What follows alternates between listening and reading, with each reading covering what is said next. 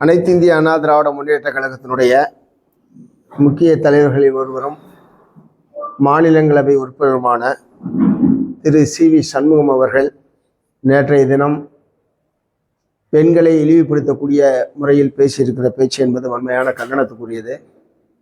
அரசு நலத்திட்டங்கள் ஏழை எளிய மக்களுக்கு தேவையான ஒன்று என்கிற முறையிலே தான் அதிமுக ஆட்சி காலத்திலும் பல நலத்திட்டங்கள் நிறைவேற்றப்பட்டிருக்கிறது. இப்போது திமுக ஆட்சி காலத்திலும் பல புதிய நலத்திட்டங்கள் என்பது நிறைவேற்றப்பட்டு கொண்டிருக்கிறது.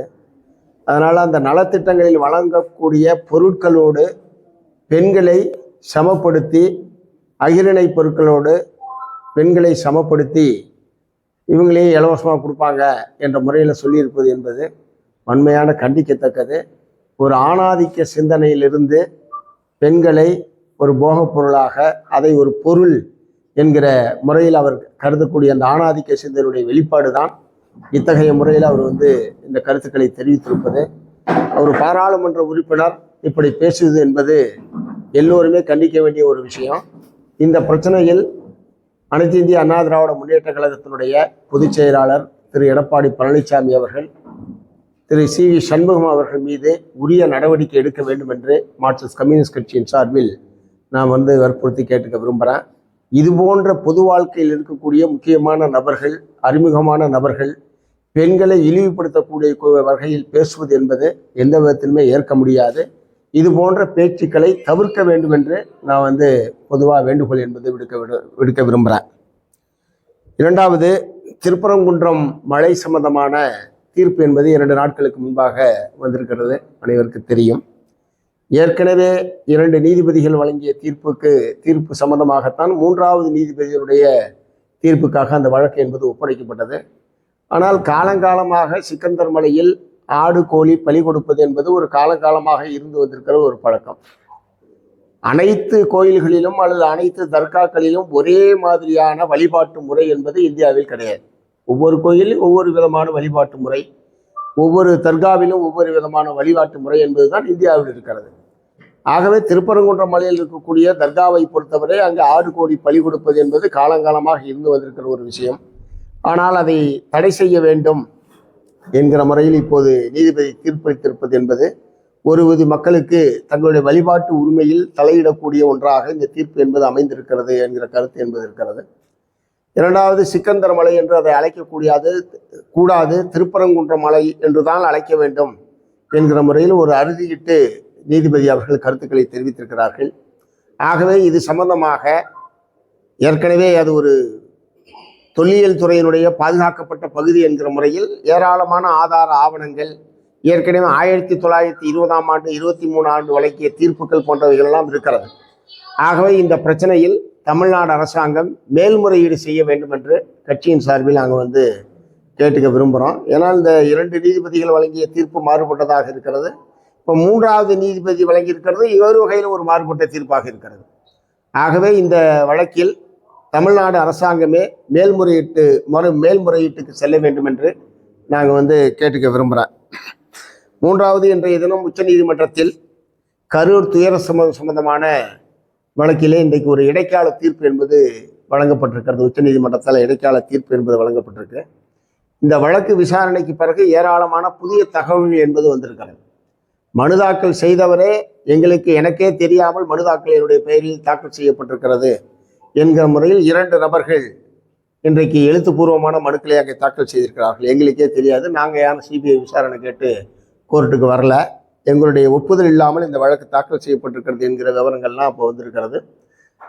அதன் மீது தமிழ்நாடு அரசாங்கம் பதில் மனுக்களை தாக்கல் செய்ய வேண்டும் என்கிற முறையில் அதன் மீது நீதிபதிகள் உத்தரவிட்டிருக்கிறார்கள். அது ஒரு செப்பரேட் வழக்காக உச்சநீதிமன்றத்தில் எடுத்துக்கொள்ளப்பட்டிருக்கிறது. இன்றைக்கு சிபிஐ விசாரணை வேண்டும் என்று கோரியது பாரதிய ஜனதா கட்சி. பாரதிய ஜனதா கட்சியை சார்ந்த நபர் போட்ட வழக்கிலே தான் இன்றைக்கு சிபிஐ விசாரணைக்கு உச்சநீதிமன்றம் என்பது உத்தரவிட்டிருக்கிறது. அதில் நீதிபதிகள் சொல்லியிருக்கிற பல விஷயங்கள் கடுமையான விமர்சனத்துக்கு உரியது.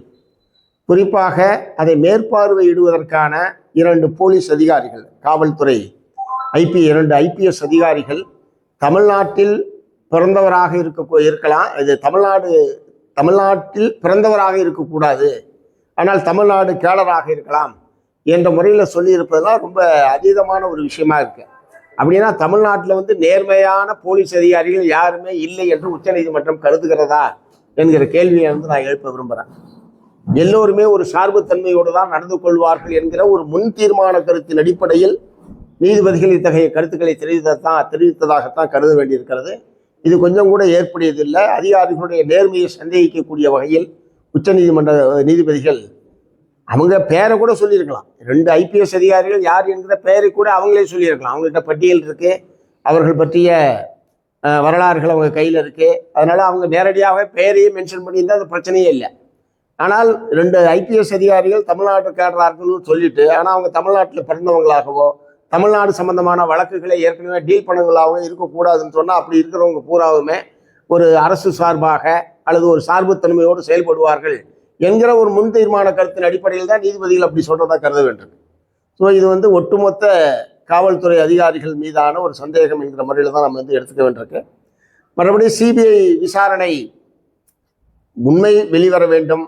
அத்தகைய துயர சம்பவத்திற்கு காரணமானவர்கள் யாராக இருந்தாலும் அவர்கள் சட்டத்தின் முன்னால் நிறுத்தப்பட்டு தண்டிக்கப்பட வேண்டும் என்பதில் யாருக்கும் மாற்று கருத்து இருக்க முடியாது. ஏன்னா இதுவரைக்கும் இந்தியாவில் ஒரு அரசியல் கட்சியினுடைய கூட்டத்தில் இப்படி ஒரு பெரிய துயர சம்பவம், அது 41 பேர் இறப்பு, நூற்றுக்கணக்கானோர் காயம் என்கிற சம்பவங்கள்லாம் இதுவரைக்கும் நாம் கேள்விப்படாத ஒரு விஷயம். ஆகவே எல்லோருக்குமே அதில் உண்மை தெரிய வேண்டும். அதில் இருந்த லேப்ஸ் என்னவோ அது பூரா கண்டறியப்பட்டு எதிர்காலத்தில் இப்படி ஒரு சம்பவம் நடைபெறாமல் ஒரு உரிய பாதுகாப்போடு இத்தகைய கூட்டங்கள் நடத்தப்பட வேண்டும் என்பதில் யாருக்குமே மாற்று கருத்து கிடையாது. அரசுக்கும் கிடையாது, மற்ற கட்சிகளுக்கும் கிடையாது. ஸோ அந்த வகையில் CBI விசாரணை மூலமாக அல்லது ஏற்கனவே சொல்லியிருக்கிற சிறப்பு புலனாய்வு குழு அல்லது அருணா ஜெகதீஷனுடைய ஆணையம் போன்ற பல்வேறு குழுக்கள் இப்போது விசாரிப்பது என்பதாக போய்கிட்டு இருக்கு. இப்போ அஸ்ரா கார்க் அவர்கள் தலைமையிலான SIT என்ன ஆகும் என்று தெரியவில்லை. இப்போ CBIக்கு வந்ததுக்கு பிறகு அநேகமாக அந்த SIT என்பது செயல்படுவதற்கான வாய்ப்பு என்பது இருக்காது. இவ்வளவு நாள் கண்டுபிடிச்சதை பூராத்தையும் அவங்க ஒப்படைக்க வேண்டிய நிலைமை என்பதுதான் ஏற்படும். ஆனால் இது ஒரு இடைக்கால தீர்ப்பு என்கிற முறையில் தான் இதை பார்க்க வேண்டும். ஏன்னா பெட்டிஷன் போட்டவங்க யாரும் நாங்கள் போடலன்னு சொன்னதுக்கு பிறகு அதன் மீது முறைகேடாக மனு தாக்கல் செய்யப்பட்டு இந்த தீர்ப்பு பெறப்பட்டிருக்கிறது என்று வந்தால் இந்த தீர்ப்பை ரத்து செய்யப்படுவதற்கான வாய்ப்பு கூட இருக்கு. அதனால இது ஒரு இடைக்கால தீர்ப்பு என்கிற முறையில் அதன் மீது இறுதியான தீர்ப்பு என்ன வருகிறது என்பதை பொறுத்து தான் நம்ம வந்து இதில் முடிவுக்கு வர முடியும். பட் எப்படி இருப்பினும் அந்த துயர சம்பவம் நடந்த அந்த குடும்பங்கள் ஒரு பெரிய குழந்தைகள், ஏன்னா 10-11 குழந்தைகள், 19 பெண்கள், ஒரு 11 ஆண்கள் என்கிற வகையில் ஒரு பெரிய இழப்பு என்பது ஏற்பட்டிருக்கிறது. அது நாடு முழுவதுமே ஒரு மிகப்பெரிய அதிர்ச்சியையும் இது மாதிரி ஒரு துயரத்தையும் ஏற்படுத்தியிருக்கக்கூடிய நிலையில் ஏதாவது ஒரு வகையில் இதன் மீது ஒரு நியாயமான விசாரணை, உண்மை குற்றவாளிகள் கண்டுபிடிக்கப்படுவது, யார் காரணம் என்பதற்கான உண்மையான காரணங்களை மக்களுக்கு வெளிப்படுத்துவது என்கிற முறையில் அந்த விசாரணை அமைய வேண்டும் என்கிற முறையில் தான் நம்மளை பொறுத்த வரைக்கும் பார்க்குறோம். ஆனால் இவ்வளவு சம்பவங்கள் நடந்து கிட்டத்தட்ட இன்னைக்கு 15-16 நாட்கள் ஆகிவிட்டது. இதுவரைக்கும் அந்த சம்பவத்துக்கு அந்த பிரச்சார கூட்டத்தின் காரணமாகத்தான் இந்த சம்பவம் என்பது நடைபெறுகிறது. ஆனால் அதனுடைய தலைவர் அல்லது அதனுடைய நிர்வாகிகள் யாருமே இதுவரைக்கும் கரூர் பக்கம் எட்டியே பார்க்கல என்பது ஒரு மிகப்பெரிய விமர்சனத்துக்குரிய ஒரு விஷயம். எந்த விதத்திலுமே நியாயப்படுத்த முடியாது. இப்போது அவர் வந்து அங்கே செல்வதற்கான பல நிபந்தனைகளை அரசுக்கு விதித்திருக்கிறார். வழக்கமாக அனுமதி கேட்டால் போலீஸ் தான் எங்களுக்கெல்லாம் நிபந்தனைகள் போடுவாங்க. இவர் போலீஸுக்கு அரசாங்கத்துக்கு நிபந்தனை போட்டிருக்காரு. என்னென்ன வகையிலான ஏற்பாடுகள் பூரா செய்ய வேண்டும். ஒரே ஒரு வார்த்தை, இது வந்து துக்க நிகழ்ச்சியாக நான் வருகிறேன், துக்கம் நடந்த வீடுகளில் நபர்களை சந்திப்பதற்காக வருகிறேன், வேறு யாரும் வரக்கூடாது என்று இவர் தொண்டர்களுக்கு உத்தரவிடுவதற்கு பதிலாக எவனுமே வராமல் நீங்களாம் பார்த்துக்கணும் அப்படின்னு சொல்லி அரசுக்கு, காவல்துறைக்கு அவர் உத்தரவிடுவது என்பது எந்த விதத்திலும் ஏற்கத்தக்கதில்லை. அவங்க கட்சிக்காரங்களை அவர் கட்டுப்படுத்த முடியலன்னா காவல்துறை நாளை கட்டுப்படுத்துறது அல்லது அதன் மீது அவங்க கட்டுப்படாமல் போகிறாங்கங்கிற முறையில் காவல்துறை தரப்பில் ஒரு கடுமையான நடவடிக்கை போக்குவரத்து, அதுவும் நாளைக்கு விமர்சனத்துக்கு தான் உள்ளாகும். எல்லா தலைவர்களுமே போயிட்டாங்க. போகாத ஒரே ஒரு கட்சி தாவேகா மட்டும்தான். இதை எந்த விதத்தில் நியாயப்படுத்த முடியும்? இவருக்கு போனால் பாதுகாப்பு இருக்காதுன்ற முறையில் அவர் சொல்லிட்டு இருக்கிறது என்பது ஏற்கத்தக்கதில்லை. அவங்க ஆட்கள் அப்படி இல்லை, அவங்க ஆட்களால் தான் அவருக்கு அப்படின்னா அவங்களுக்கு பாதிப்பு வரும்னு சொல்லி அவர் நினைக்கிறாரா? பொதுமக்கள் யாராவது தொந்தரவு பண்ணுறாங்களா? ஸோ இது வந்து ஒரு சம்பவம் நடந்த பிறகு ஒரு ஆறுதல் தெரிவிப்பது, இரங்கல் தெரிவிப்பது, சம்பந்தப்பட்ட குடும்பத்துக்கு ஆறுதலாக நிற்பது என்பது எல்லோருமே இயல்பாக நடக்கக்கூடிய ஒரு விஷயம். ஆனால் இதுவே ஒரு பெரிய நிகழ்வாகவும் இது ஒரு பெரிய யாராலும் செய்ய முடியாத ஒரு காரியம் என்பதை போன்ற ஒரு தோற்றத்தை விஜய் அவர்கள் ஏற்படுத்தி கொண்டிருப்பது என்பது எந்த விதத்திலும் ஏற்கத்தக்கதல்ல. இப்போது அவர் எப்போது போவார் என்பது பெரிய கேள்விக்குறியாக தான் இருக்குது. ஒவ்வொரு தேதிகள் மாற்றி மாற்றி சொல்லி கொண்டிருக்கிறார்கள். அது அவர் தாமதமாக வந்தது, ஒரு பெருங்கூட்டத்தை அழைத்து கொண்டு வந்தது தாமதமாக வந்தது. அதன் விளைவாகத்தான் இந்த நெரிசல் ஏற்பட்டு மக்களுடைய மரணம் என்பது நிகழ்ந்திருக்கிறது என்பதில் யாருக்கும் மாற்று கருத்து இருக்க முடியாது. ஆனால் அதை திசை திருப்பக்கூடிய வகையில் பல்வேறு விதமான பொய் பிரச்சாரங்களை யூடியூபர்களை பயன்படுத்தியும் பல்வேறு சமூக வலைதளங்களின் மூலமாகவும் கடுமையான பொய் பிரச்சாரத்தை பிஜேபி, அதிமுக, தாவேக 3 கட்சிகளும் சேர்ந்து செய்து கொண்டிருக்கிறது. இது நல்ல ஆரோக்கியமான அரசியலுக்கு உகந்தது அல்ல என்பதை நான் தெரிவிக்க விரும்புகிறேன். அடுத்து இங்கே நம்ம கந்தர்வக்கோட்டை தொகுதியில் ஒரு சிப்காட் துவக்குவதாக அறிவிக்கப்பட்டு நீண்ட காலமாக அது நிலுவையில் இருக்கிறது. அறிவிக்கப்பட்ட சிப்காட் என்பதை துவக்குவதற்கான நிலம் கையகப்படுத்துவது, நிதி ஒதுக்கீடு போன்ற நடவடிக்கைகள் என்பது எடுக்கப்படாமல் ஒரு அறிவிப்போடையே நிற்பது என்பது பொருத்தமல்ல. ஒரு பின்தங்கிய தொகுதி என்கிற முறையில் உடனடியாக அந்த சிப்காட் துவக்குவதற்கான நடவடிக்கைகளை தமிழ்நாடு அரசாங்கம் துரிதப்படுத்த வேண்டும் என்று இந்த நேரத்தில் நான் கேட்டுக்க விரும்புகிறேன். ஏன்னா அடுத்த சில மாதங்கள் தான் தேர்தலுக்கு இருக்கக்கூடிய நிலையில் ஏற்கனவே அறிவிக்கப்பட்ட அறிவிப்பை நடைமுறைப்படுத்துவதற்குரிய செயல்பாடுகளை தமிழ்நாடு அரசாங்கம் மேற்கொள்ள வேண்டும் என்று நான் கேட்டுக்க விரும்புகிறேன். அதே மாதிரி கந்தர்வக்கோட்டை தொகுதிக்கு உட்பட்ட பகுதியில் உயிரி மருத்துவ கழிவு சுத்திகரிப்பு தொழிற்சாலை என்ற ஒரு தனியார் தொழிற்சாலையை துவக்குவதற்கான அறிவிப்பு என்பது வெளியிடப்பட்டிருக்கிறது. இந்த உயிரி மருத்துவ கழிவு சுத்திகரிப்பு தொழிற்சாலை என்பது ஒரு கடுமையான சுற்றுச்சூழல் பாதிப்பை ஏற்படுத்தக்கூடிய ஆபத்து என்பது இருக்கிறது. அந்த பகுதி மக்கள் கடுமையான எதிர்ப்பை அதற்கு தெரிவித்துக் கொண்டிருக்கிறார்கள். ஆகவே அங்கே ஒரு தனியார் மருத்துவ கழிவு சுத்திகரிப்பு தொழிற்சாலை அமைப்பத அந்த முயற்சியை அரசு கைவிட வேண்டும். பொருத்தமான மக்களுக்கு பாதிப்பில்லாத வேறு இடங்களில் அமைப்பதற்கு அதுக்கான பொதுமக்களோடு கருத்துக்களை கேட்டு முடிவு செய்ய வேண்டும். தானடித்த மூப்பாக நாங்கள் அறிவித்தது என்கிற முறையில் அப்படி ஒரு பொதுமக்களுடைய விருப்பத்திற்கு விரோதமான முறையில் செய்வது என்பது கூடாது என்பதை கட்சியின் சார்பில் அவர் பொறுத்த விரும்புகிறார்.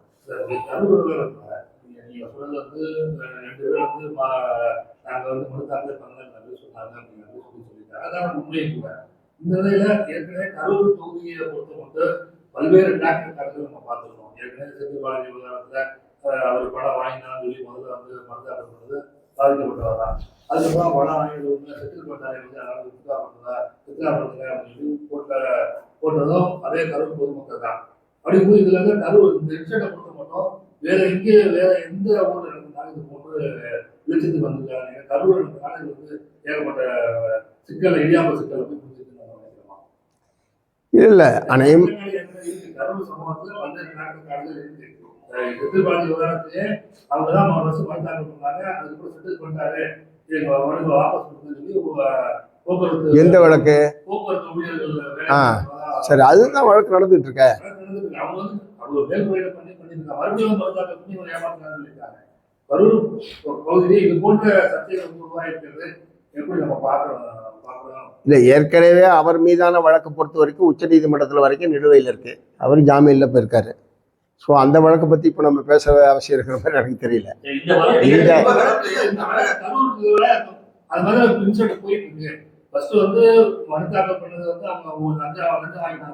இல்லை இந்த சிபிஐ விசாரணைக்கு கேட்டு போட்டிருக்கிற வழக்கை பொறுத்த வரைக்கும் ஒருத்தர்கிட்ட அதிமுக சார்ந்தவர் கையெழுத்து வாங்கியிருக்காரு, இன்னொருத்தர்கிட்ட பிஜேபியை சார்ந்தவங்க கையெழுத்து வாங்கியிருக்காங்க. இது 2 தான் வந்திருக்குது. இதுல திமுக திமுக இல்ல திமுக நிர்பந்தித்துனா அது அவங்க தான் சொல்லணும். சம்பந்தப்பட்ட பெட்டிஷனர் திமுகவுடைய நிர்பந்தத்தின் விளைவாகத்தான் நாங்கள் இப்படி மாற்றி சொன்னோம்னு சொன்னா அது அதன் மீது என்னன்னு நம்ம சொல்லலாம். இப்போ இப்படி யூகத்துல திமுகவுடைய நிர்பந்தத்தினால தான் சொல்லி ஒரு யூகத்துல எப்படி இப்ப நம்ம பதில் சொல்ல முடியும்? 2வது அதிமுக இல்ல அதிமுகவுடைய முன்னாள் சம்பந்தப்பட்ட பெட்டிஷனர் சொல்றத நம்புறதா, நீங்க யூகத்துல சொல்றத நம்புறதா? சம்பந்தப்பட்ட பெட்டிஷனர் இன்னும் ஒரு முன்னாள் ஊராட்சி மன்ற தலைவர் அதிமுகவை சேர்ந்தவர், அதிமுக கூட சொல்ல, ரெட்டலை கட்சியை சார்ந்தவர், இவர் தான் என்கிட்ட வந்து கையெழுத்து வாங்கினார்னு சொல்றாரு. சம்மந்தப்பட்ட பெட்டிஷனர் உயிரோடு இருக்காரு. நீங்க அவர்கிட்ட போய் கேளுங்க. நாளைக்கு மாத்தி சொன்னா யார்ட்ட மாத்தி சொன்னான்னு கேட்போம். அவ்வளவுதான்.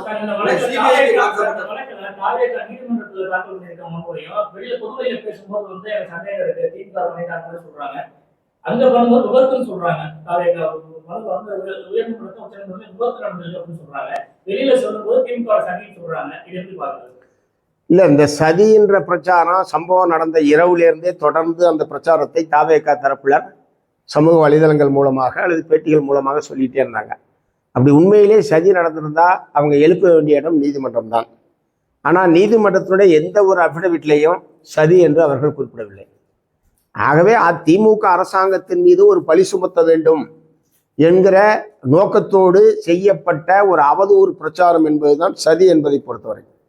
சதி உண்மையிலே நடந்திருந்தால் அதுக்கான ஆதார ஆவணங்களோடு அவங்க வந்து நீதிமன்றத்தில் தான் அதை சமர்ப்பிக்கணும். அல்லது காவல்துறையில் முறையாக கொடுத்தப்பட்ட புகாரில் சதி நடந்தது என்று குறிப்பிட்டிருக்கணும். அந்த மாதிரி எதுவுமே பண்ணல. ஒரு அவதூறு பிரச்சாரத்தை கிளப்ப வேண்டும், திமுக அரசாங்கத்தை கெட்ட பெயரை ஏற்படுத்த வேண்டும் என்கிற நோக்கத்தோடு செய்யப்பட்ட ஒரு அவதூறு பிரச்சாரம் அது.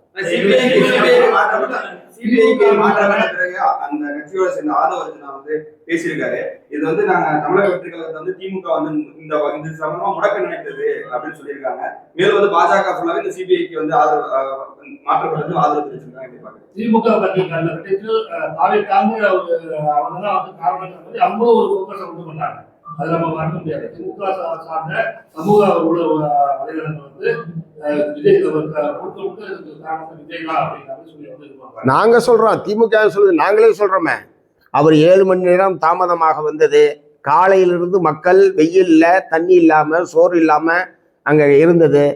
அந்த பெரும் கூட்டத்தில் அப்படி இருக்கிற போது இயல்பாகவே ஆக்சிஜன் குறைவு உட்பட ஏற்பட்டு நீர்ச்சத்து குறைவு ஏற்பட்டு அதனால்தான் மயக்கமடைந்தார்கள்.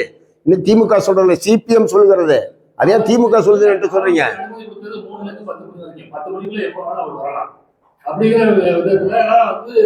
சார், புஷி ஆனந்த் இல்ல, நான் சொல்றதை கேளுங்க. புஷி ஆனந்த் 12 மணிக்கு அவர் விடுவார்னு பேட்டி கொடுக்குறாரு. எங்கேருந்து பேட்டி கொடுக்குறாரு? அங்கேருந்து பேட்டி கொடுக்குறாரு. 12 மணிக்கு விடுவார்னா 9 மணிலேருந்து ஜனங்க கூட்டிட்டு இருக்காங்க. 3 மணிலேருந்து 10 மணிக்குன்றதெல்லாம் பின்னாடி வந்த தகவல், போலீஸ் அப்புறம் கொடுத்தது போனதுன்றதெல்லாம். கட்சியினுடைய பொதுச் செயலாளர் அதிகாரப்பூர்வமாக 12 மணிக்கு விஜய் அவர்கள் கரூரில் பேசுகிறார் அப்படின்னு பொதுச் செயலாளர் சொல்றதை நம்புவாங்களா? வேற யாரோ வர்றதை சொல்றதை நம்புவாங்களா? இப்போ 12 மணிக்கு வர்றாருன்னா இயல்பாக 9-10 மணிலேருந்து கூட்டம் கூடுறது என்பது இயல்பாக நடக்குது. எந்த விதமான அடிப்படை ஏற்பாடு இல்லாம, குடிக்க தண்ணி இல்லாம, பொழுதுனைக்கு காத்திருக்கிற மக்களுக்கு உணவு ஏற்பாடு பண்ணாம, நாங்களும் தான் மதுரையில் மாநாடு நடத்தினோம். 2 லட்சம் பேத்துக்கு மேலே கலந்துட்டாங்க. ஏதாவது ஒரு சின்ன அசம்பாவிதம் உண்டா? அதுக்குரிய ஏற்பாடு செய்ய வேண்டியது யார் நிகழ்ச்சியை நடத்துகிறார்களோ அந்த கட்சியினுடைய கட்சி தரப்புலேருந்து செய்ய வேண்டிய விஷயம். இப்போ நாங்கள் நடத்துறோம்னா நாங்கள் தான் பொறுப்பு. போலீஸை நம்பி நாங்கள் மாநாடு நடத்துறது இல்லையா? போலீஸை இப்போ நீங்கள் குற்றம் சொல்லிட்டு இருக்கீங்க. நாங்கள் எந்த நிகழ்ச்சி நடத்தினாலும் நாங்கள் தான் அதுக்கு பொறுப்பு. எங்களுடைய தொண்டர்களை வச்சு தான் நாங்கள் ஒழுங்குபடுத்துகிறோம். அதுக்குரிய ஏற்பாடு பூரா நாங்கள் தான் பண்ணுறோம். காவல்துறை பண்ணுதான், அரசாங்கம் பண்ணுதான் நாங்கள் இது பண்ணணும். முறையாக அனுமதி கேட்க வேண்டியது எங்களுடைய கடமை. சட்டப்படியான அனுமதியை கேட்குறோம், அவ்வளோதான். மற்றதெல்லாம் நாங்கள் தான் பண்ணிக்கிறோம். அந்த மாதிரி அடிப்படையில் எந்த ஏற்பாடுமே பண்ணாமல் பொறுப்பற்ற முறையில் அந்த நிகழ்ச்சியை ஏற்பாடு பண்ணது அவங்க. அது எப்படி அவங்களுக்கு பொறுப்பே இல்லைன்னு யாராவது சொல்லுவாங்களா? யார் சொல்ல முடியும்?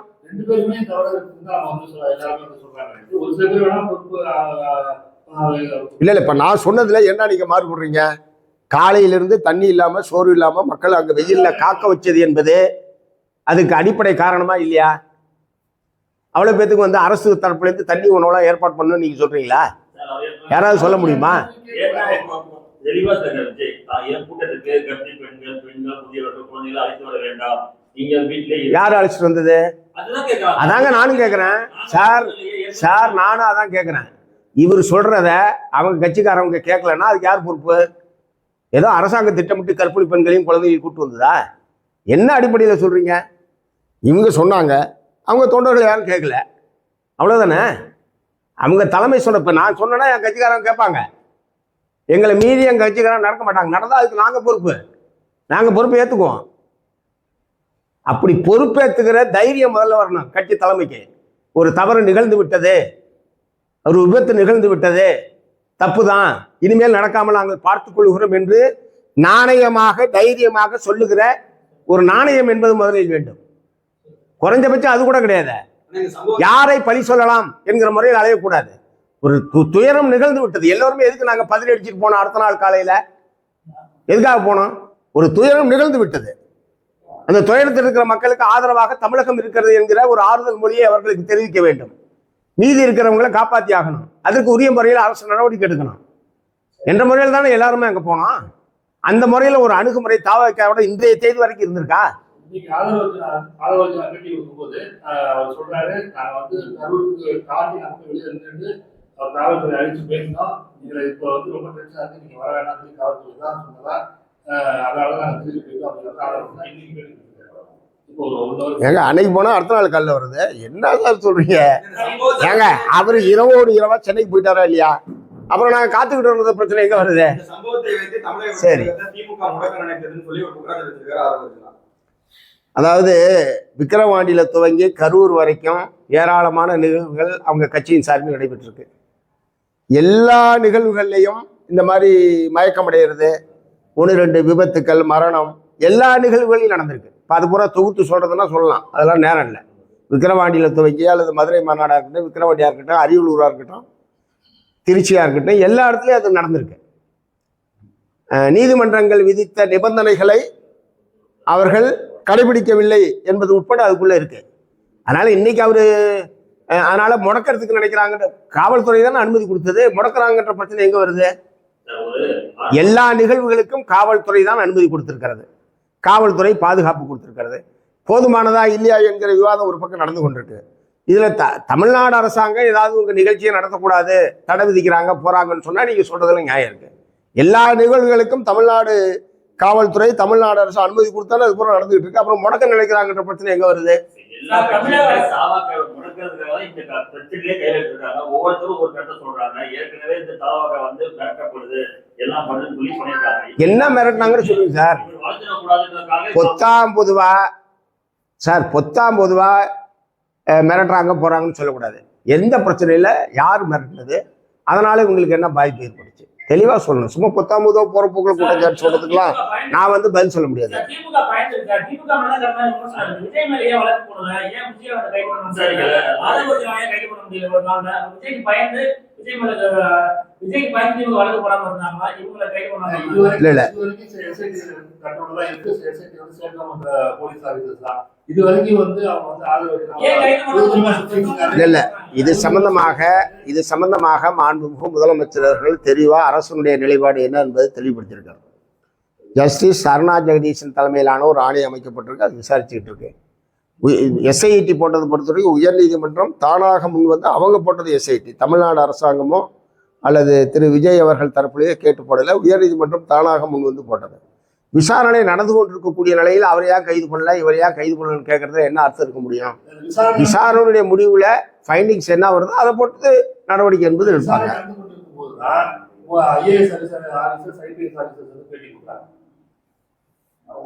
இந்த மாதிரி தமிழக அரசோட விளக்கத்தை கொடுக்குறாங்க. ஒன்ஸ் நீங்க வந்து ஹேண்ட் ஓவர் பண்ணிட்டீங்க அப்படின்னாக்க அரசுக்கு இது பயிற்சி இல்ல சார், அது வந்து முழு விசாரணை நடத்தி அறிக்கை கொடுக்கணும்.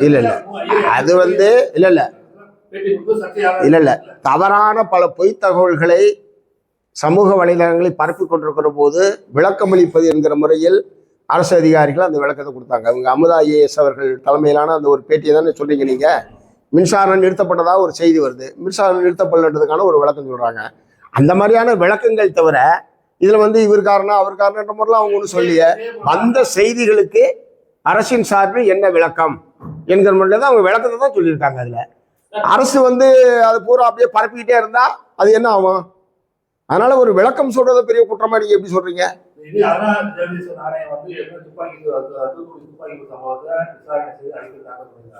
அந்த அறிக்கை மீது தமிழக அரசு என்ன நடவடிக்கை தெரியல.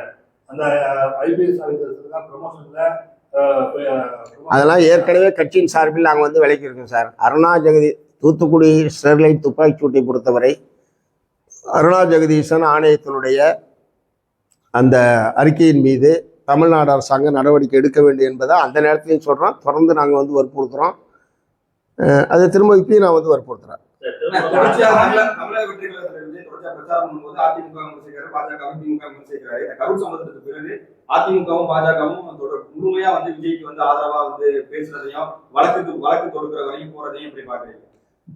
இல்லை இந்த பிரச்சனையை, இந்த கரூர் சம்பவத்தை பயன்படுத்தி விஜயை தங்களுடைய அணிக்குள் கொண்டு வருவதற்கான ஒரு வாய்ப்பாக அதிமுக பிஜேபி என்பது நினைக்கிறது. அந்த வகையில் அவருக்கு ஒரு கடுமையான நிர்பந்தத்தை அவர்கள் கொடுத்து கொண்டிருக்கிறார்கள். அதனால தான் இவர் சார்பாக அவர்கள் வழக்கை போடுகிறார்கள். அதனால ஒரு அணி அவர் இந்த வாய்ப்பை, இந்த சந்தர்ப்பத்தை பயன்படுத்தி எப்படியாவது தங்களுடைய அணியை பலப்படுத்த முடியுமா என்கிற நோக்கத்தோடு தான் இந்த பணிகள் முழுவதும். அதான் நான் ஏற்கனவே சொன்னேன், பிஜேபி அதிமுக தவிக 3 சேர்ந்து தான் இது பண்ணிக்கிட்டு இருக்கிறது தான் ஆரம்பத்திலே சொல்லிட்டேனே. அதுதான் இப்போ நடந்துகிட்டு இருக்கு. அதனுடைய விளைவு தான் இன்னைக்கு உச்சநீதிமன்றத்துடைய தீர்ப்பு.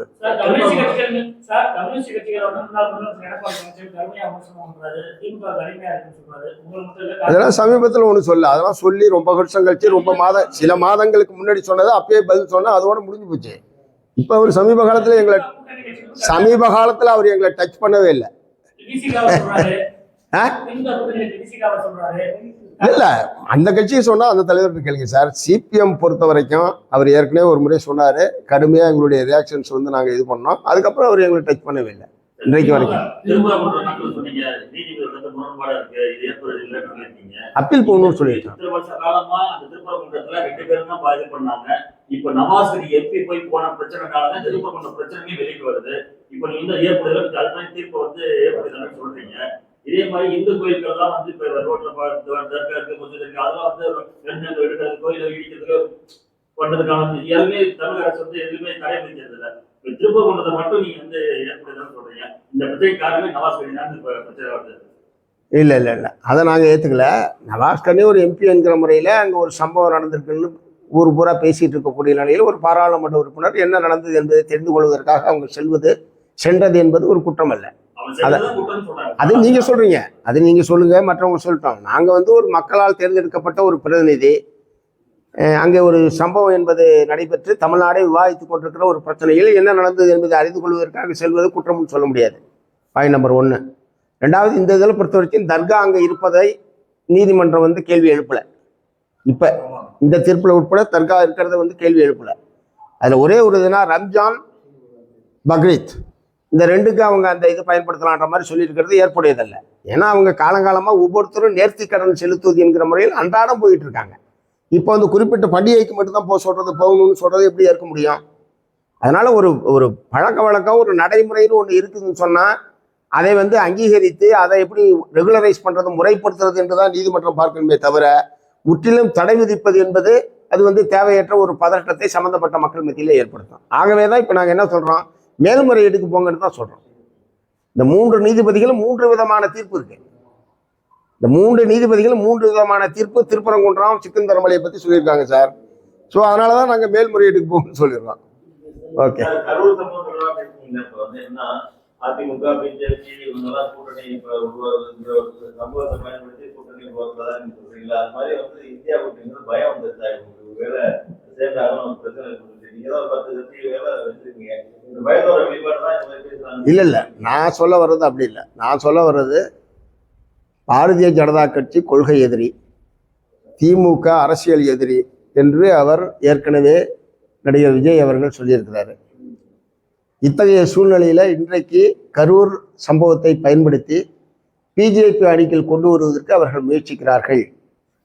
நடந்திருக்கிற சம்பவங்கள், நீதிமன்றத்தில் வழக்கு போடுவது, நடக்கக்கூடிய சம்பவங்கள் எல்லாத்தையும் பார்த்தா உடனடியாக, அதாவது 100கணக்கான பேர் கும்பமேளாவில் செத்து போனான்.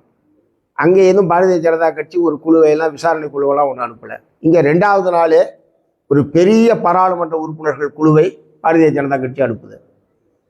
தமிழ்நாடு அரசு காவல்துறையினுடைய லேக்கிங் தான் இந்த சம்பவத்துக்கு காரணம்னு அவங்க பேட்டி கொடுக்குறாங்க. சிபிஐ விசாரணைக்கு உத்தரவிட வேண்டும் என்று திரு அண்ணாமலை அவர்கள் சொல்றார். அதையே அந்த எம்பிக்கள் குழு சொல்லுது. அதையே உச்சநீதிமன்றத்தில் மனுவாக மாற்றுறாங்க. இது எல்லாத்தையும் பார்க்கிற போது இதை பயன்படுத்தி எப்படியாவது விஜயை தங்களுடைய அணிக்குள் கொண்டு வர வேண்டும் என்று அவர்கள் முயற்சிக்கிறார்கள். அது வெளிப்படையாக தெரிகிறது என்பதுதான் என்னுடைய கருத்து.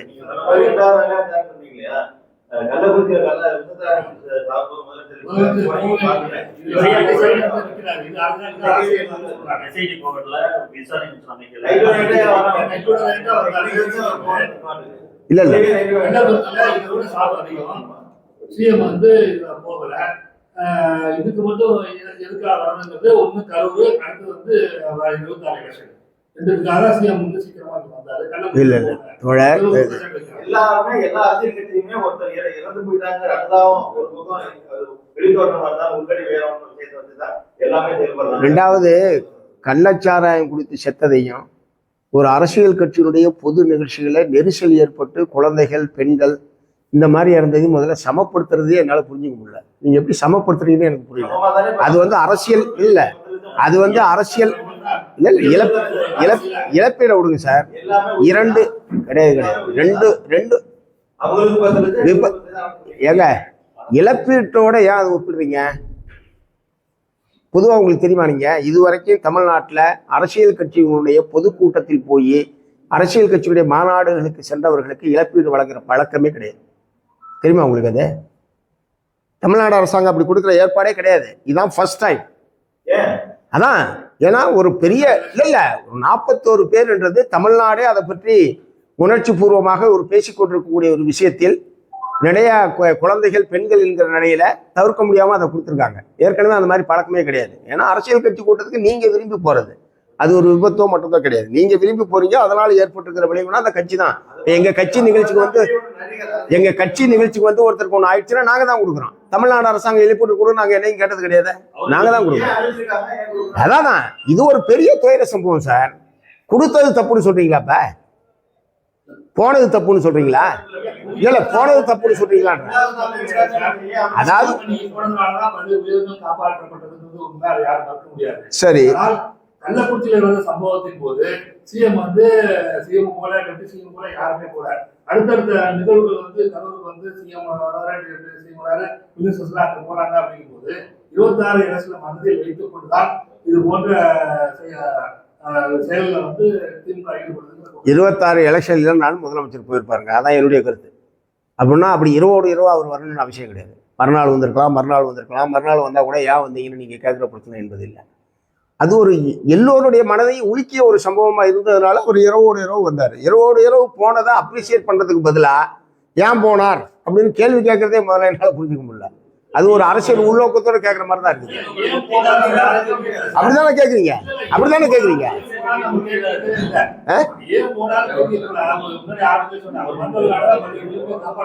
அது நீங்க சொல்றீங்க சார், அவங்க சொல்றது அப்படி இல்லை.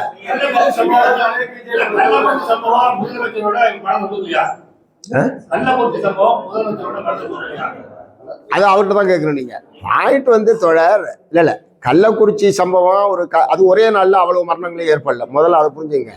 கள்ளக்குறிச்சியினுடைய மரணம் என்பது ஒரே நாளில்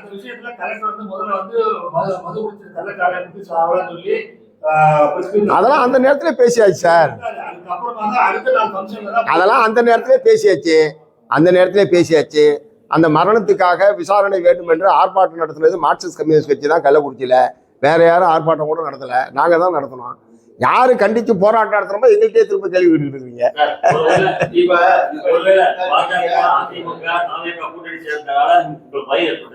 அதெல்லாம் ஒண்ணும் கிடையாது. எங்களுக்கு என்ன பயம் இருக்கு? அவங்க சேர்ந்து வந்தாலும் தனித்தனியா வந்தாலும் எங்களுக்கு என்ன பயம் இருக்கு? தேர்தலில் வெற்றி தோல்வி என்பது சகஜமான ஒன்று சார். அதனால என்னத்துக்கு அதுல என்ன பயம் என்ன இருக்குன்ற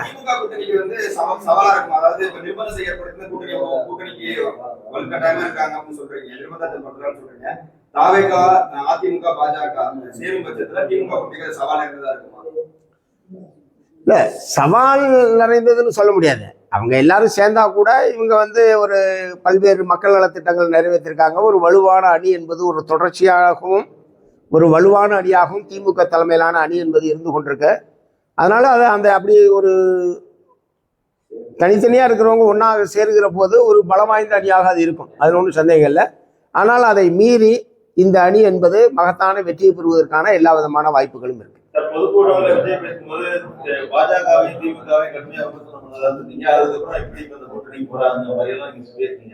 ஏற்கனவே வைகோலாம் வெளியில இருக்கும்போது திமுக பேசுறது யாருமே பேச முடியாத அளவுக்கு எல்லாம் பேசினாங்க. ஒரு இலங்கை இடப்படைகள் நிறைய பேசினாங்க. இப்ப எப்படி அவங்க ஒன்னா இருக்காங்க? சரி இல்ல கேக்குறேன், அவங்க பேசினாங்க. இப்ப எப்படி ஏற்கனவே திமுக பத்தி விமர்சனம் செய்ததுனால இப்ப கூட்டணி இருக்க எல்லாருமே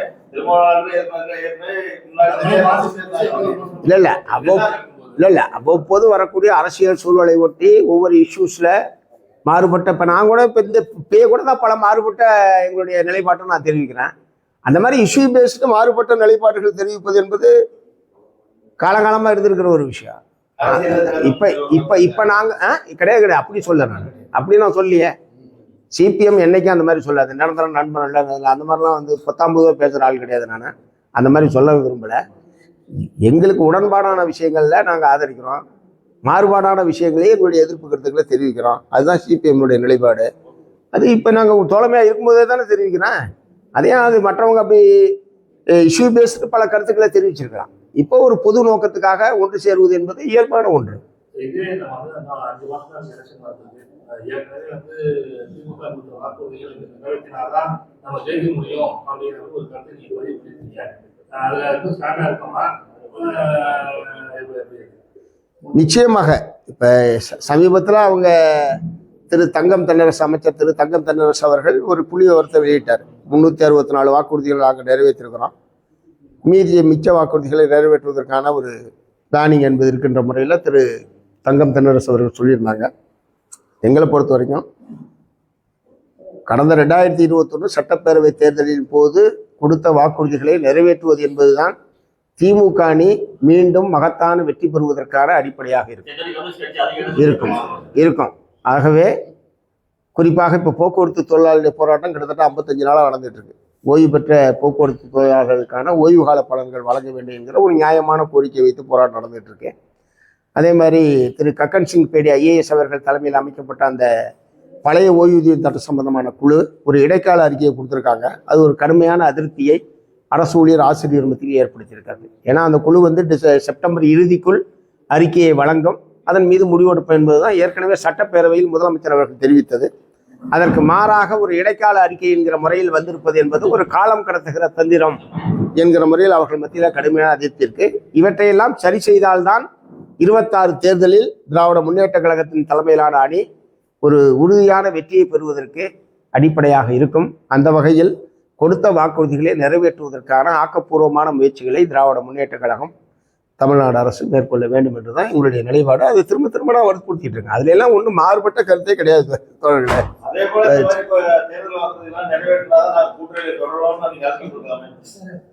இல்ல அதாவது இல்ல அந்த மாதிரி ஒரு நிலைப்பாடு ஏன் நம்ம எடுக்கணும்? எங்களுக்கு வந்து பொது எதிரி பிஜேபி, அதை எதிர்ப்பதில் உறுதியாக இன்றைக்கு தமிழ்நாட்டில் இருக்கக்கூடிய கட்சியாக திராவிட முன்னேற்ற கழகம் அதனுடைய அணி என்பது இருக்கிறது. அதனால ஒரு பொது எதிரியை வீழ்த்துவதற்கு ஒரு அணி சேர்க்கையில் இருக்கிற போது இந்த மாதிரி நடுவில் சில கோரிக்கைகள் நிறைவேறவில்லை என்பதற்காக மாறுபட்ட நிலைப்பாடு எடுக்க முடியுமா? அப்போனா பொது எதிரிக்கு நாங்கள் வந்து உதவி போட்டதாக தானே அர்த்தமாகும். Right, okay.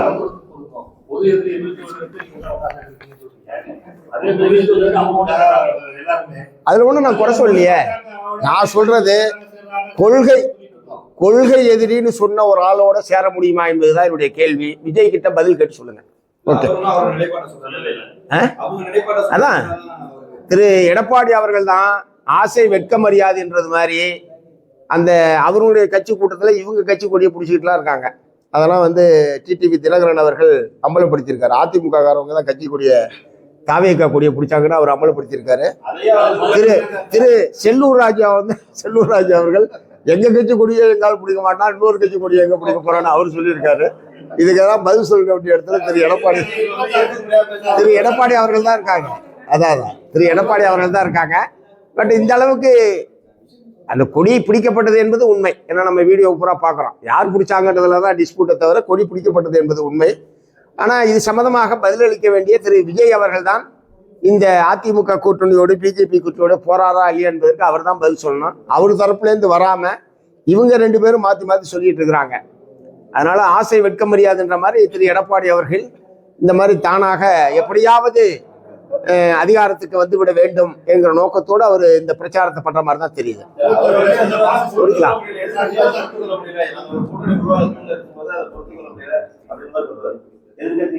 சொல்லுங்க.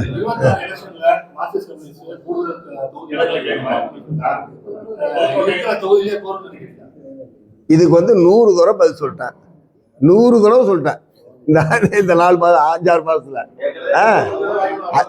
எல்லா இல்ல திமுக அணியில் இருக்கக்கூடிய எல்லா கட்சிகளுமே கூடுதல் தொகுதியில் போட்டியிடுவோம், கூடுதல் தொகுதி வேண்டும் என்பதுதான் வற்புறுத்துறாங்க எல்லாருமே. அது யாராவது குறைச்சிக்கிறோம்னு யாராவது சொல்லியிருக்காங்களா? அப்புறம் சிபிஎம் மட்டும் எப்படி குறைச்சிக்க முடியும்?